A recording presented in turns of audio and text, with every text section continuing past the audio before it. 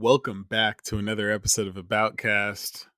We got another hot one, and the hot one is episode 71 of Attack on Titan. And the episode is called Guide. And essentially, we're kind of back in the hot seat. And of course, with this review, I have my partner in crime, Chris. And Chris, how's it going, bro? Doing well, man. Another, I'd say, pretty good episode. There's a lot of info a lot of info, a lot of things that happened, and this was definitely the episode to start things off, where it's gonna start getting real hot. How you doing? I'm doing good. I think the same thing. I really think that they've lulled us in, set up a lot of scenes and set up a lot of stuff. And now we have a pretty exciting setup for the final sprint of Attack on Titan, which is going to be only what we have four more episodes left after this. And I'm getting really excited because it's kind of setting the scene to be something that is going to be just explosive to the very Mhm. end. So it should be good. But without further ado, let's just hop into this. So I'm not sure if you really pulled anything meaningful from the opener, which was Armin kind of being curious about touching Annie, which is kind of weird that he did it so late, being that he's already visited her, and just talking to the kind of the guard there. And essentially for me, I don't know about you, Chris, but I felt like it was just essentially a nod to, the scouts are in tight, watched and guarded in tight step. So, there's nothing that they can get away with without people being guarded, things being guarded and them being watched. Was there Mhm. anything that you pulled from that outside of that? No, not really. Uh, it's There was one thing that's just kind of cool. Like I've been rewatching season one of Attack on Titan, and throughout, like, kind of towards the end of the season, when you kind of find out, like, Annie is um the female Titan. Like, during that time, you kind of see Armin and Annie kind of like build a relationship, and you can kind of see that there's something different or something more between those two. So just seeing this episode is it was just really cool to see that in that first bit of it, and how I think her name was Hitch, was saying that Armin, like, has a crush on Annie and things like that. But other than that, there wasn't much else besides all the things that you already touched on. Way to go back in time for that one. And to play off that a little bit, it might just be, Annie's just irresistible to the Colossal Titans. Cause if my memory serves me right, Berthold was also kind of had a soft Mhm. spot for her as well. Yeah, So yeah. I don't remember, but I do kind of vaguely remember Blurt having something with her. But yeah, dude, it's those colossal titans, man. They got something for those yeah. female titans. Well, they got more to share than any of them, so it kind of makes sense.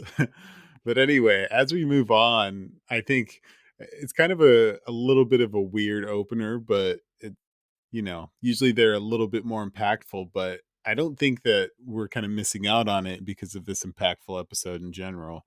But essentially, the next kind of scene that we see is obviously there's a whole bunch of chaos and noise going around about the lack of transparency that the military is essentially laid out for the populace, and now they're up in arms knowing that Eren, the guy that just essentially kind of grabbed the win for the country, is in prison. And of course it looks horrendous to them because they don't know the full context. And short of the rumbling and short of everything else, do you think there's any other way of handling that situation? So if you were the PR manager of this, Chris, what would you do differently if you can kind of run it back? Hmm. I definitely make sure I didn't have any rats who are gonna leak information. That's for sure. But there's no way of knowing that unless it happened. Uh, but other than that, dude, I don't really know what I would do. Like, Paradis is in a really, really tough spot, especially the military. just with like this civil war that's about to break out, and there's the military's not like one cohesive unit. Like you have different Mhm. kind of factions who have different beliefs, and like there's supposed to be this this cohesive unit that needs to be sound and needs to like be on the same page, and just no one is on the same page right now, and it's kind of it's really concerning watching, because like I really want Paradis to pull through, but it's looking really really dark for them right now. I can't help but acknowledge that same point, and they've always been, haven't seen each other eye to eye, and there's a lot of distrust in different branches of the military, but it's really, really apparent and really, really threatening to the safety of Paradis, especially when they need to act correctly and properly. And later on in this episode, I might even, in a really weird way, I think something positive happens for the conciseness and the decision making of what's going on. Hmm. And yeah, but I'll talk about that when it comes. If you were the Essentially, PR manager, what would you do, or if oh man, anything? you had to turn it on me, didn't you? I think that the first thing I would do would be, I guess you got to get out ahead of things, and hindsight is 2020, so it'll be a little different Mhm. when now, and I'm sure I wouldn't have made the best decision then, but I would have just said, put out a public statement saying that Aaron, the war hero, is back, and essentially currently now, because of course the people would want to see him soon, he is away strategically figuring out the next move to Mm, secure Paradis's safety as a country and the legacy of it, yeah. essentially, or like going over the new tech of Marley and stuff like that. So even if he was in prison, kind of being a little dirty as far as the government goes, if I'm the PR manager, it might be a little scummy of me to do, or truly just have them in lockdown somewhere way, way out there. And we never know exactly where this prison is, but we know that it has to be somewhere relatively close, because of the proximity of Armin and the one guard. We're in a similar looking dungeon with Annie, and then all of a sudden they are kind of at headquarters, so I'm Yeah. figuring that it's not too far away, Mm, but who really knows? yeah. Good answer. I like it. Thanks, man. Sorry for I turning that got the on you. job. I had to No, do it. you're good. Yeah, it's only fair. So we essentially, at this point, we're we're talking with, or we're sitting down with Pix and Yelena. And last episode we obviously had the conversation between Pix and Yelena, and there was an accusation, or just saying, hey, so we know that you talked to Aaron, and then she just said, that nah, dog, that wasn't me. And now now she finally comes out with it. But Chris, from your perspective, how'd that conversation go? What were the things that you picked out from it? What were the things that you know, thought were relevant or thought were really interesting? Like, give me your well-rounded response to that conversation that they had. Dude, I feel like she's not giving, like, I feel like everything that she's saying is almost a lie. But at the same time, like there's some truths inside of what she's saying. Uh like for example, like she told Pixis that she wanted Aaron to just obliterate Marley. Uh and then there was also like she was the one who like built the volunteers, I guess, and like their main plan was just to destroy Marley. But then she also told, I think it was Anya Capone or something, Oh like yeah, Oyin Capone. Yeah, she yeah, talked to him and a like little bit. she was just saying how like I said, that she wanted to obliterate Marley, but then she was telling Paradis that like she wanted them to have certain rights within the island and have certain jobs and things like that. So, dude, she just seems so two-faced and like this like master secret spy to me. What'd you pick Yeah. out? Yeah, I mean, the same thing. I felt like for some reason I was having trouble following just because of the Mhm. incoherency of the conversation. Yeah. But I also believe that that just has to do with her kind of being a zealot and, you know, she's almost, it's almost like she can't control her excitement for what's about to happen. And so a lot of the conversation seems a little bit offbeat, so to speak, Mhm. and that's why it's a little bit trickier to follow along. But yeah, there was absolutely some sort of, you know, lie in there. And the thing that I also picked up, which was a little bit more offbeat, was Pix's last comment was about how, you know, every good lie has a little bit of truth in it.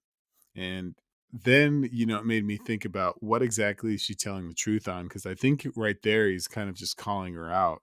Mm. But I it's really hard to tell if you know, if you're not a polished lie detector of a human Yeah. being, exactly what she's, because I mean, there's times where she makes such a big risk of reaching out to Aaron in the first place, and just to say, "Hey, yo, what's up? My name's Yelena." All right, Yeah, dog. and that's it. Yeah, yeah. But then she, you know, so she tells Aaron that, you know, something needs to happen. You know, time is of the essence. But then Pick says, "Oh, but you just, so you essentially just went to see him out of curiosity." And it's like, well, not necessarily. Maybe she didn't have a plan, but out of curiosity, she wouldn't have said, "Hey, like something needs to happen." Yeah. Right? Maybe Yeah. curiosity of what he could do, but who knows, man? It just seemed a little fishy. It like you said, it was super confusing and hard to follow. I forgot to mention that, but yeah, man, she's so confusing and I feel like she's almost like the master planner behind this. Like everything that's going on is what it kind of seems like to me right now. Yeah, there's, you get that sense for sure that she kind of has puppet master vibes. Mhm. There's there are times though that she's maybe she's so smart that she will like put herself in the line of duty in a sense, and you know, do unpuppet master like things, especially when she was you know, escorting Pike and Giard to the pit. Mhm. But there's, you know, she's just a complex and convoluted character, but she definitely has her faults, and we're seeing huge cracks in her psyche and things of that nature right now. But anyway, so now we kind of jump from her and Pix to another volunteer and another head of the military, Hanji and Oyen Capone. And there's a brief conversation about kind of like how we got here. And Oyen Capone's just lamenting the fact that we've helped you guys out so much and we've been a team. And now you guys are locking us up and don't trust us, which is, you know, rightfully so. Kind of a like, come on, like why is this the case? And then, Chris, could you describe to me, if you understand it yourself, if you understood it yourself, but could you describe to me what type of reaction Hanji was making when she had the weirdest face ever and gotten up in his grill? What was that? Dude, I because this was after Anya Capone kinda told her everything, like, how the volunteers were formed, right? Like, what Yelena was doing that whole time? No, because Hanji has yet to disclose the information that Yelena met with Aaron, and then after that, she says, "Hey, tell me everything about this chick." So this is just Oh, like, this is the interesting. opening to it. In that case, dude, I have no idea. She's so weird. I in the first season that I said I was rewatching, she has a bunch of those moments where she's, like, up in someone's face and, like, making some weird noise and, like it's so strange. Yeah, dude, I have no idea. Do you have anything?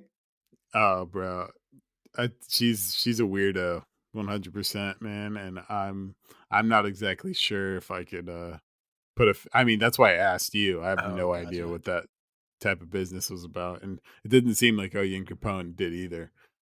the way that he reacted to it. He's like, "What?" Like, yeah, like, what do you yeah, what's wrong with you right now? But anyway, so past Hanji's just kind of like really weirdness, there is a lot of information that we get from Yelena and the way that she's kind of like really been one of the strong leaders of the volunteers. And one thing that we pull from it is, well, one thing I pulled from it, and you could have pulled something different, but I feel like she's a clear psychopath by the way that she's been kind of, like killing people and, just mercilessly Yeah. running through Marleans. Mhm. I agree. Yeah, you can kinda see it in the past episodes too when she like, the way she talks about Zeke and Aaron and her facial expressions. It's just weird, dude. She's on the same level as Hanji, or on the weirdness scale. Yeah, yeah, definitely kind of yeah, it seems like there's something. Yeah, well, anyway, she's clearly off, and then we realize Hanji's finally getting on your level, Chris, and putting the dots together. She's like, oh well, she hates Marley, but she also gets them restaurant jobs, and so Mhm. now the Like, puts gears them are in turning a little certain bit. places. Yeah. Yeah, exactly that. And so now we kind of have, and I think this is a huge acknowledgement to the theory. And it also kind of implicates a lot of things here as far as the the lack of the lack of awareness on the military's group and things of that nature, and just like the sheer coordination of the volunteers in a Mhm. sense of, you know, actually having cooks and waiters involved there. Do you like how deep does this go, man? Like, Yeah.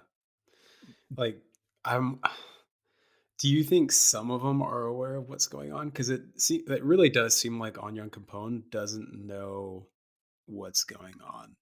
So do you think there's certain people who, like I said, who know exactly what's going on and some who don't? yeah, yeah, I mean, Oh, okay. clearly so, but Yeah. I also think that it's so measured in the fact that she would have had to wait to, or like maybe over 3 years convince, like, each and every individual skilled enough to like go into the restaurant and stuff like that to Mhm. do this job. And if she was killing Marleans, then she was kind of putting in doing the dirt 3 years before she even, or not 3 years, but before she even got to Paradis. So it's just like an inclination of, or inkling of, this kinda goes back further than we might even suspect originally. Yeah, that's what it's seeming like. Yeah, absolutely, and, the volunteers, everyone knows that she's kinda crazy, so he wasn't really surprised when she met with Aaron, Mhm. but we kind of are going to switch gears, and you know what, this is jumping from military like head to military head to military head, and now we're dealing with Dallas Zachary in his office, and we're in the same scene with Armin and Mikasa, and we're just getting the vibe that the military police once again is not seeing eye to eye with the other ones, hoarding information, and essentially, I think just writing off Aaron as a loose cannon and already corrupted by Zeke at this point. So they have to get rid of him, essentially. Mhm. And really, well, actually, go ahead and tell me what you think about that, Chris. It's it's just like I said earlier, it's dark, man. It's not looking good. And it's almost upsetting to see the military and the government, like the whole mixture of everyone not being on the same page. Because it almost seems like if you guys were on the same page, none of this would be happening right now, and you guys would be able to figure out what you need to do. And it does Mhm. suck that they kind of have given up on Aaron just because of everything that he's done for him. But it also makes sense that they are giving up on him because Aaron just he's holding a lot back from them, and he's not showing any emotions. He's not even really. It doesn't even really seem like he's seeking Armin and Mikasa. I feel like he's almost pushed them aside and just used them to to get him out of Marley, and that was about it. Like it didn't even seem like he was happy to see them really. So yeah, that's my feelings. I obviously that's also another really interesting topic and subject at hand once we get to this part in the episode, but it's like how much of Aaron is well, here we go again, right? So we have this conversation between Yelena and Aaron, and if we can safely say that she lied about what she's talking about in the conversation or what she talked about that we know of, then we can kind of start, we have to start sussing out exactly what she was saying from the jump. So, like, I think we get bits and pieces of information throughout this episode about, you know, what that conversation was about, but we just have to stay patient and kind of let the things unfurl. And one of them is Dallas has a bomb strapped to this really just kind of like really weird chair. And before we talk a little bit more about the bomb, Chris, do you know what that chair is about? Like I struggled to figure that one out. I actually don't. I don't think I've ever seen it before in the past seasons or anything that like that. It almost like a torture chair or something like that. Like that's Yeah. the best thing that I could come up with. You have any other fun ideas about it, or is that about it? No, I think that's as fun as it gets, my man. Yeah. It's a chair of torture. And it's kind of ironic because it does end up killing a couple Yeah. people, Yeah. and that's because there was a bomb in there. And right before, these little details that Attack on Titan throws at us, we know that there was a couple recruits, scout recruits, that actually brought that chair up. So we, you know, a little small detail that normally wouldn't matter, but now we know that there's an assassination on the top military leader, and we kind of have an idea of who it was about. But another thing too that I realized that was just kind of like a really interesting thing of this place is going to hell is the crowd's reaction to the Mm, actual explosion that happened right mhm. in front of them and the dude getting launched in the air. They Yeah. were like excited about it.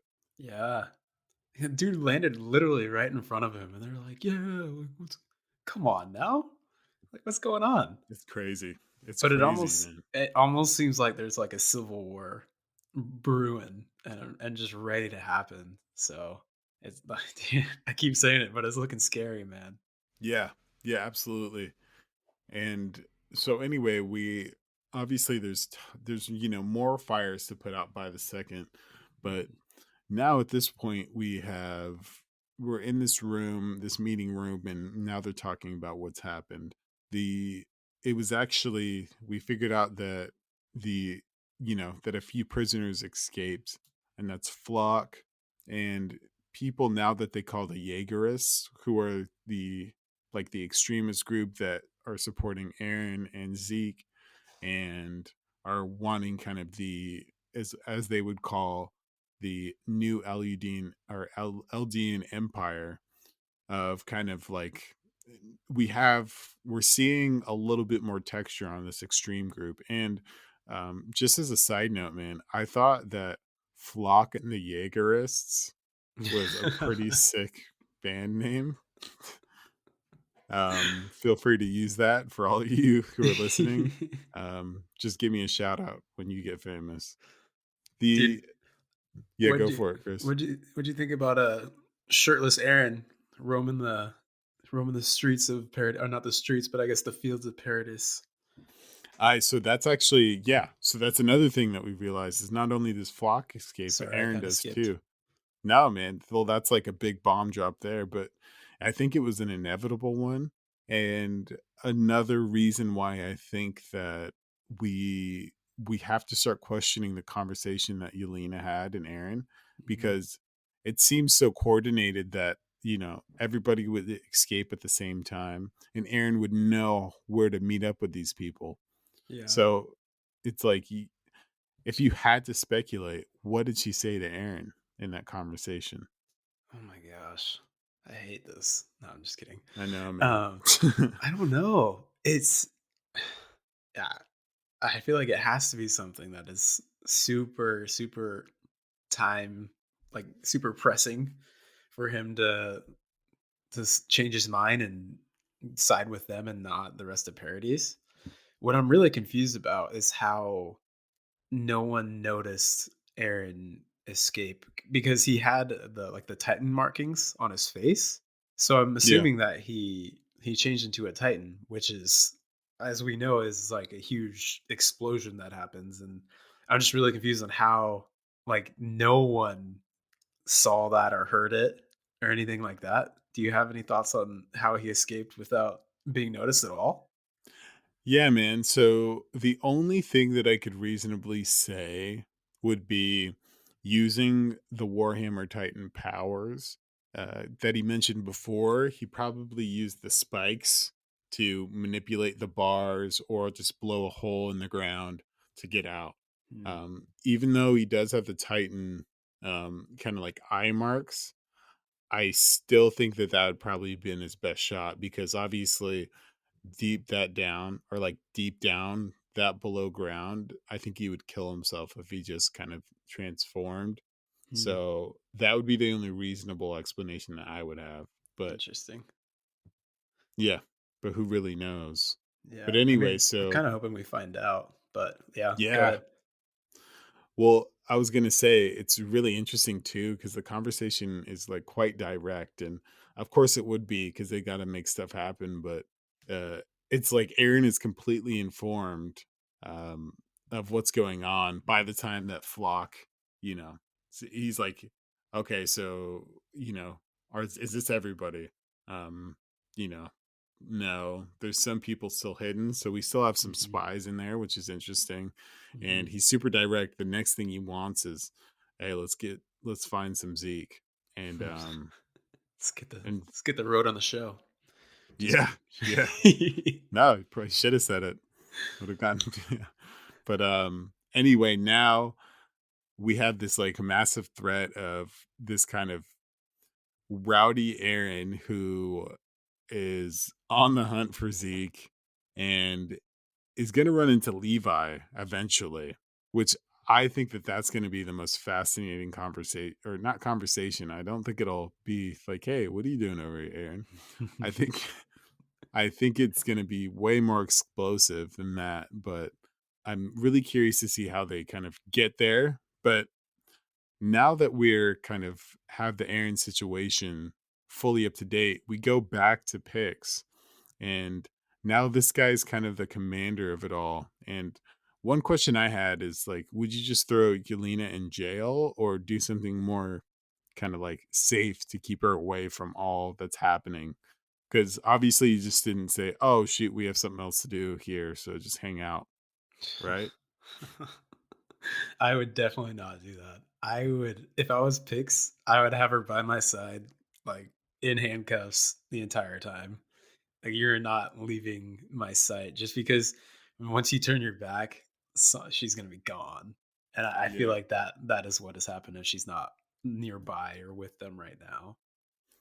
Yeah, well, it's like such a juggle too because you don't want her too close so that she hears all the information of what's going Yeah. on, but you don't want her out of your sight just because of Mhm. how treacherous this lady is.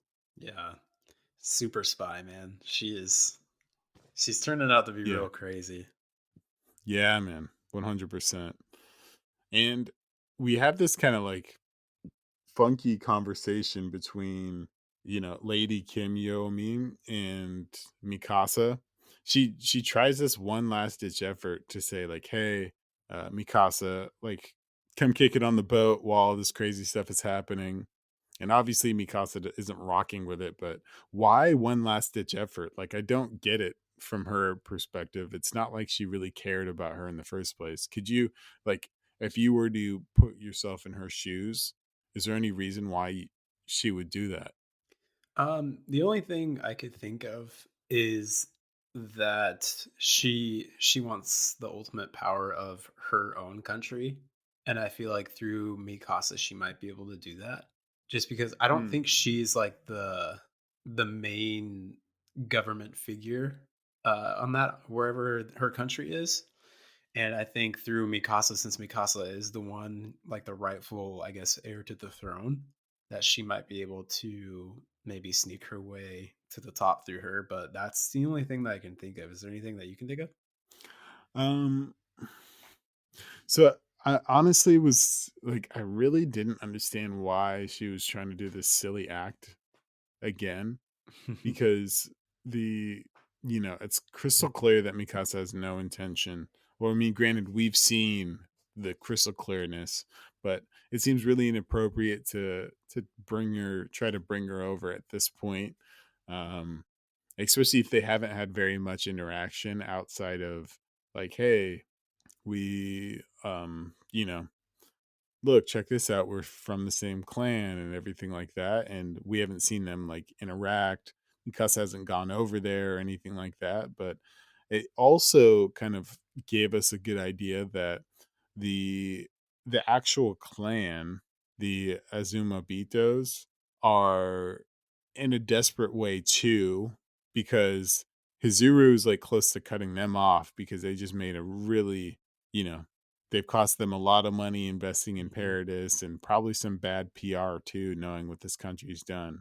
So at this point, they are kind of as inclined as anybody else to secure power and I think probably get Eren to meet Zeke at some point, right? The Yeah. rumbling needs to happen. Hmm. I feel like I still don't fully understand why she needs the rumbling to happen, though. Do you know why? Yeah. So the reason why is because for her clan themselves, they're not like destined to rule. So I think it is one of those things where, um, you know, the Hizuru, the country, gave the clan enough rope for them to either lead to something really great or hang themselves with. Oh, I see. So Okay. at this point, if it all goes to hell, then it's just is going to be really bad for the country. So that's why Hmm. I'm thinking, for the safety of their or longevity of their clan and country, like things need to work out pretty well. Gotcha. Okay. Another thing too that I don't think we mentioned is Pix comes in with a really off the wall idea of trying to bargain with Aaron. And is this is obviously going to be a clear question, Chris. What are the other options here? Are there any? Are there better ones? Are there worse ones? Like what's going on, man? I was about to say, I don't think there really is, because I think Pix's main goal is just to not lose any more soldiers and not lose any more. I guess just not have any casualties, just because of what they've been through the past whatever 10 year 9 10 years or whatever when this all first started. I think he's really just wanting to have like a peace, like the most peaceful resolution as possible. And to me, it seems like this is the only option, just because of how much unrest there is around the island, and how there's already a bunch of spies and a bunch of flock and the Jaegerists out there. Shout out to Yeah. my boy Jordan for the band name. um, but yeah, to me, like I said, that's the only thing that seems right. Is it? Do you have any other thoughts? I don't think that there's much to do in this situation. They don't have very many bargaining chips, so I think he's just trying to use the stuff he has, which I think is probably the right choice. Like I'm in Hmm. agreement with you. Hmm. I'm not sure there's much else to do here. Yeah, and there's not a lot of people that I feel like he doesn't really trust right now. So, I mean, I guess just leave it up to the people who have the power, and I hope for the best. Yeah. I at the very least, it's gonna be a really interesting conversation as far as bargaining chip, and I feel like it also puts a really tight time limit on it Hmm. because it'll just be a moment of time for them or like, a matter of time for them to find where Zeke's at. I mean, there's the soldiers there that know where they are at, of course, Hmm. and then we have Hanji, and then there's 3 random soldiers that do delivery supplies, so, like, it's not a perfectly hidden spot. I mean, No. granted, Paradis is big, but, It'll be a matter of time till they find them. So it's almost a race for picks to utilize his information to actually get some value out of it too. So really kind of an exciting setup for the future. Yeah, I'm not liking the three random soldiers who deliver supplies. That already sounds Yeah, Jaegerist esque, I guess. I know. Well, I mean, they do have a couple more in the military, and Yeah. the way that they have been really good with kind of being in the right place at the right time. I wouldn't be surprised if one of those guys was, loose lips, sinks ships, and I feel like that might be one of Mhm. these, or at least find them. You could find these guys and then figure out where exactly they're going to. So Yeah. it's not a sure shot. Like they're gonna get found out at some point. So you gotta. I would say, you know what? The one thing I would do though, I would then obviously move Levi and Zeke somewhere different. Yeah, that's what I was about to say. If I was in their shoes, I feel like I would constantly move them to different spots and Mm, change who's going, like the people who are doing deliveries and delivering the supplies and stuff. yeah. I would constantly change who those people are so no one knows exactly where they are at one time. Yeah. Yeah, I think that's about right. Or, you could just like deliver a spot, make the put deliveries some in some random place and Mhm. then, They come and get it. Zeke's yeah, exactly. Yeah. Levi's guys would come and get it, which is also probably handy. But um, one of those things where it takes a lot of coordination and really, really strong efficiency and trust to pull off some of those things. And the military just doesn't have those, even though I think, at the death of Dallas, they might be a little bit more agile, being Mhm. that it's like one less guy to try to pass off a decision or get a decision passed. But Yeah. it's still not looking good for the military at all. Yeah. I feel like it's not looking good for the entire island. It's Yeah. it's all bad, Jordan. It's all bad. It is all bad. We're taking L's out here, and the last and finally, like one of the fattest ones of them all. I mean, Hanji's going to go see what's up with the restaurants and stuff like that, rightfully so.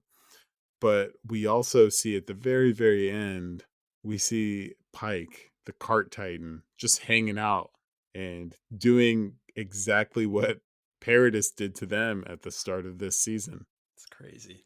It's so crazy. How do Yeah, you not have people at at the port kind of doing customs check and having like a, like dude.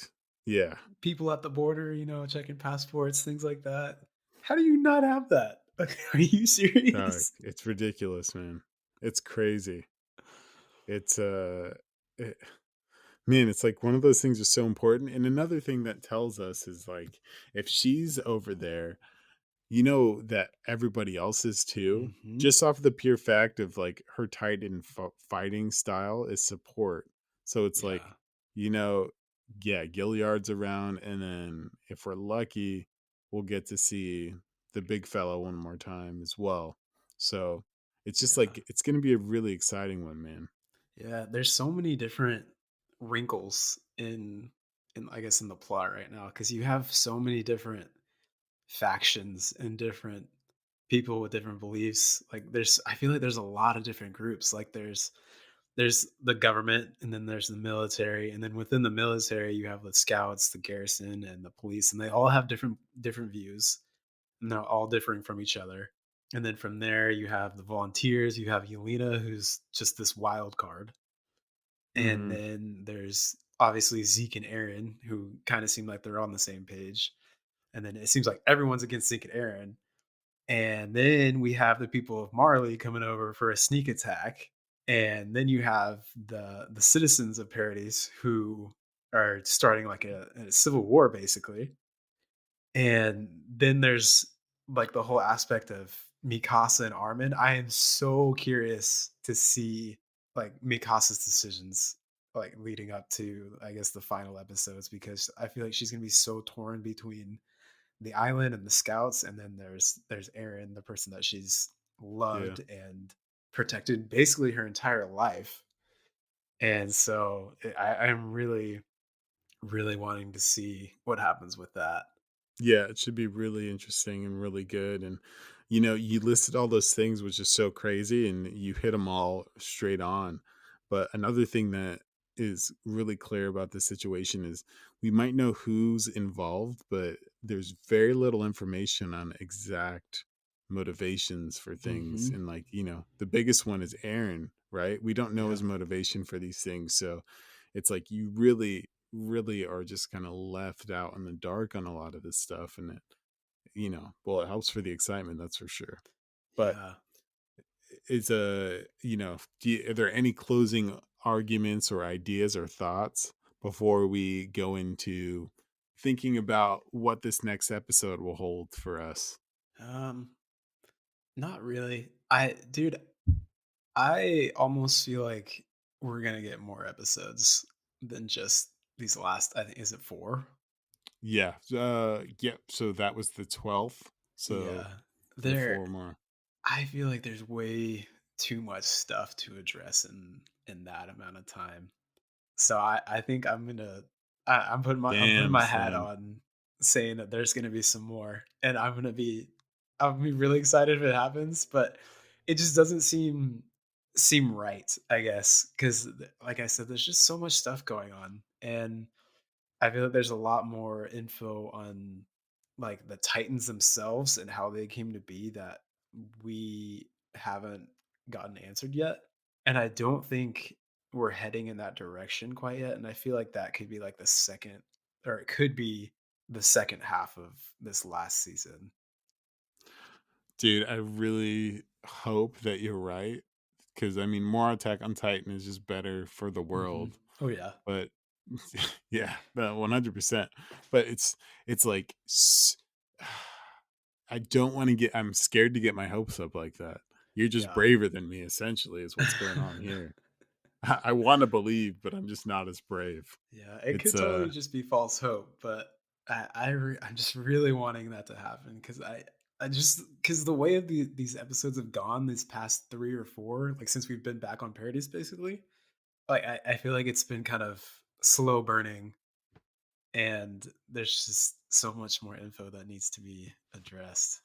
Yeah, yeah, absolutely. There's tons to understand still, and I'm really looking forward to chipping away at it because Hmm. I feel like this episode really set us up for something really amazing. Yeah, Well, anyway, what do we have for next episode, Chris? What are you predicting? the it'll be this. I think I said this last pod, but this one is for sure going to be the start of my theory. It's Yeah, gonna happen next episode. I'd be Cause, willing to get behind you. thanks, dude. But yeah, I just kind of going off of the preview for the next episode. We're gonna go to the restaurant. Some things are gonna go down. Uh, I'm curious to see. I want to know exactly where Haji's going. If she's actually going to the restaurant or not. Uh, and then we're gonna see people from Marley starting to get into the fold and then into the action.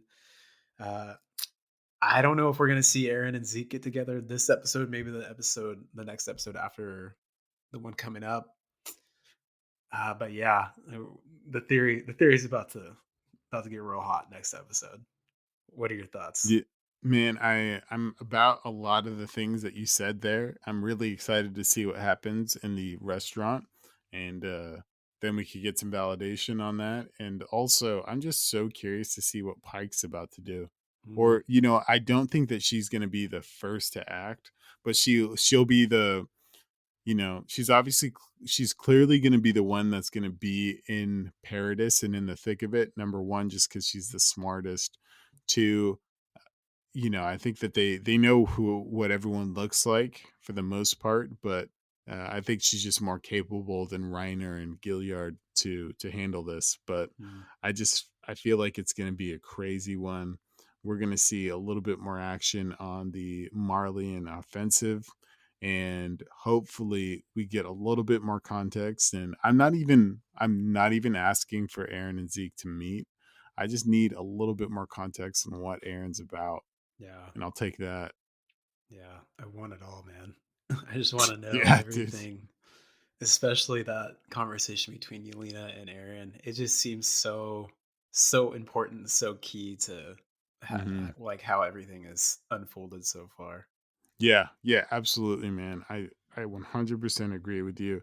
And it's like, I mean, this show's doing exactly what it's meant to do, which is just be really pivotal, really interesting, and really hard not to watch. So here we are. Mhm. But anyway, once again, man, uh, thank you for being on this episode, and thank you for imparting all your, wit, charm, and all the dope theories and thoughts on Attack on Titan.